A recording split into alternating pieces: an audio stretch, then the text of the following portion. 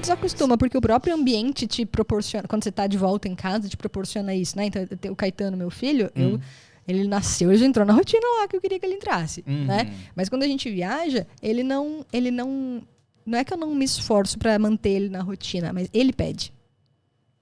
Como criança, ele não tem a maturidade que a gente tem de que não tem problema fazer, mas ele pede porque é mais fácil pra ele seguir a rotina do que sair.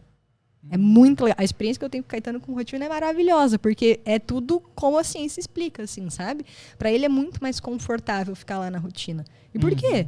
Não é porque só a rotina é gostosa, não é por causa disso, é porque ele já tá habituado, é um caminho conhecido, isso traz segurança pra ele.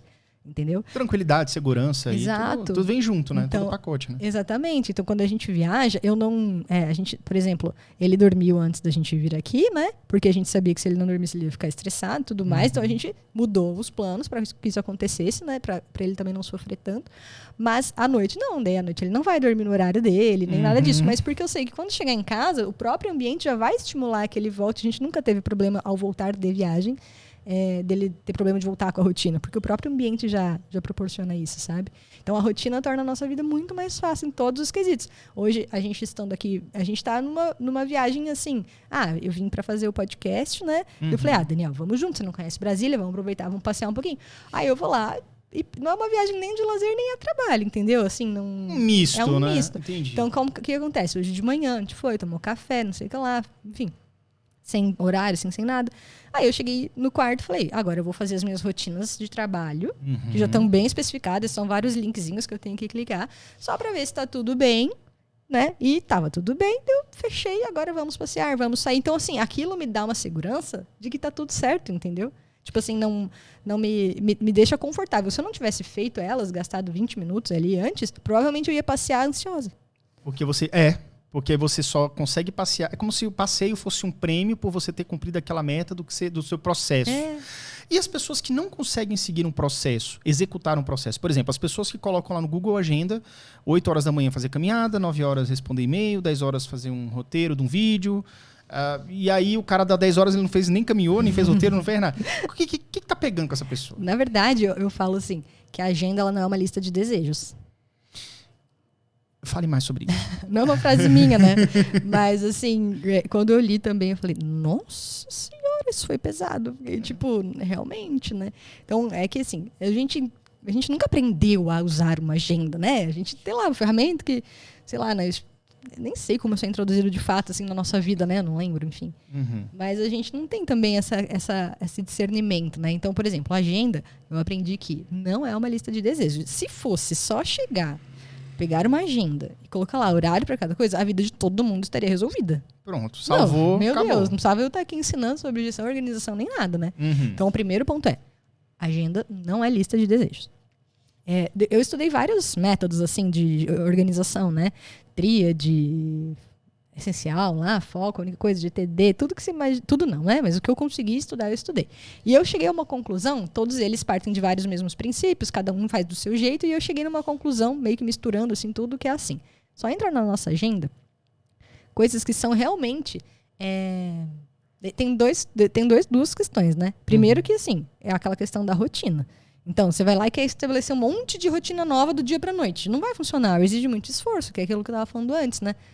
Então, primeiro escolhe uma rotina.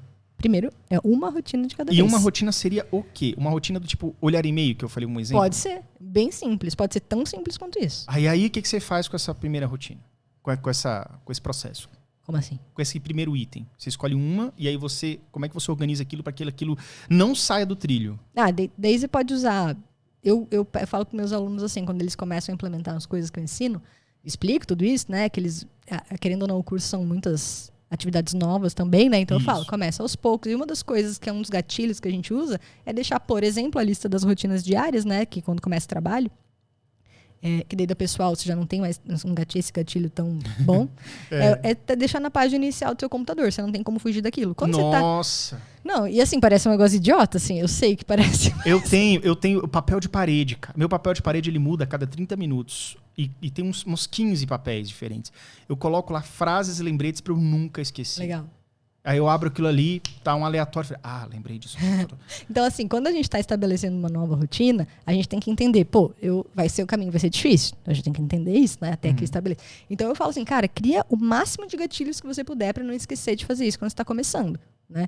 Então, por exemplo, você pode pôr um post-it, você pode pôr no espelho, você pode pôr na área de trabalho, você pode pôr na página inicial. Então, coloca na agenda, coloca em todos os lugares que você quiser. Né? Então, essa é uma forma de você começar. Igual ir na academia. Eu, para começar a ir na academia, só fui conseguir ir todos os dias depois que meu filho nasceu. Ou seja, antes era bem mais fácil, né? Mas aí, por exemplo, aí eu vou criando vários... Agora eu não preciso mais disso. Mas antes você não conseguia, agora com filho você consegue? As pessoas vão pensar que é o contrário. Não, né? Não, aí o que acontece? Agora eu não faço mais isso que eu vou falar, mas antes eu fazia. Básico, né? Pelo menos 3 despertadores, que eu vou bem cedo, eu vou às 6 horas. Segundo, tinha dias que eu já dormia com a roupa de academia. Tipo assim, cara, não tem como eu fugir. Tem gente que faz assim, de deixar a roupa já no pé da cama. Pronta, no pé assim. da cama. Não, tinha dia, principalmente no frio. Nossa, eu já dormi, porque daí no frio é sacanagem. Mas, então assim, daí segundo, tem uma pessoa lá me esperando. Antes, quando eu tentei ir sem personal e tal, não funcionou. Agora sim. Personal me ajudou muito. Se eu dispensar a minha personal, que eu não vou, Grazi, te amo. Ela disse que assistiu ao vivo. Que eu não vou. Tem pergunta chegando aqui, depois a gente vai comentar. Tá, a gente tá falando coisa pra caramba, mas vamos lá. Mas assim, por exemplo, hoje se eu dispensasse, não quisesse personal, a minha rotina não ia mudar em relação à academia, entendeu? Porque eu já tô habituada a isso, não preciso mais. Mas no começo eu precisei. Porque, primeiro, tem a questão do dinheiro que você tá colocando, né? Então você tá pondo um dinheiro grande ali pra ter um personal. Tem alguém te esperando, então é alguém que se assume um compromisso. Então no começo você tem que criar o máximo de gatilhos possível para aquilo acontecer. Né? Tem vários livros que ensinam assim, do tipo, tem um parceiro ali de compartilhar essas coisas. Um parceiro de trabalho, de academia, de coisa. Né? Alguém que faz. Te cobre um pouquinho. Assim. Cobre também. Como é que é isso? Conta aí pra gente. Então esse é um dos gatilhos. Então você vai fazer isso, aí você pode colocar, engatar, né? Não lembro se é engatar a palavra, mas você pode engatar uma rotina numa que já está consolidada.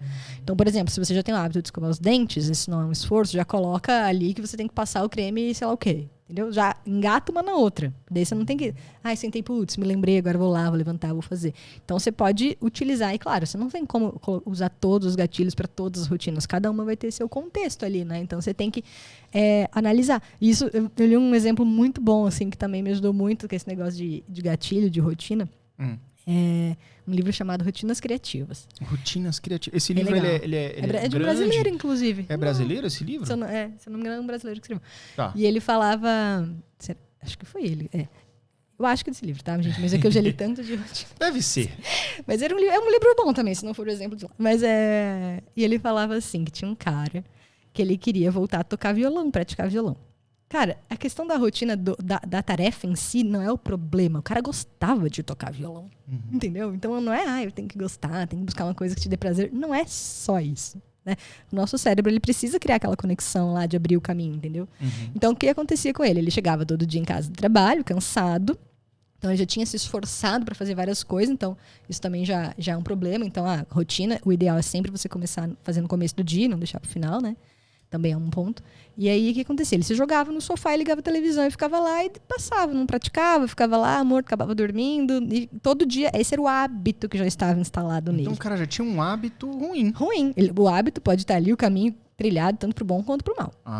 Hoje, se eu não vou na academia, já é ruim, entendeu? Já me dá um desconforto. Não é? Mas porque o bom pra mim é quando eu sigo ali o repertório, vamos dizer, né? Sim. Então, aí o que aconteceu? Ele criou lá um gatilho específico que foi um dos exemplos mais fantásticos que eu já vi, que ele fez o seguinte.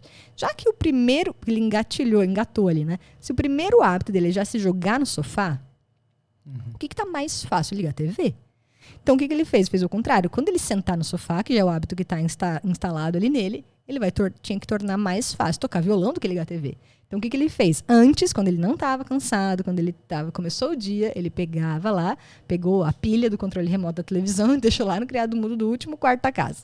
E deixou o violão, ao invés de deixar no quartinho lá do escritório, ele deixou do lado, em pezinho do lado do sofá. Então, como que ele... Né? Então foi dificultou um hábito ruim e facilitou um que ele quer adquirir. E é muito real isso, gente. Pelo menos isso acontece comigo. Assim, vou ligar o Netflix e sei lá, tá sem internet. Eu vou lá e pego um livro. Entendeu? Assim, quase nunca a gente fica sem, mas quando acontece, eu falo, vou lá ler então. Mas tá mais fácil eu ligar ali o negócio. É tipo parar de comer doce. Uma boa forma de parar de comer doce é parar de comprar. Se não tá na geladeira, você não vai atrás. Esse é o primeiro passo, com certeza. Mas Caramba. tem gente que sai pra comprar, né? É bem comum. Esse é o problema.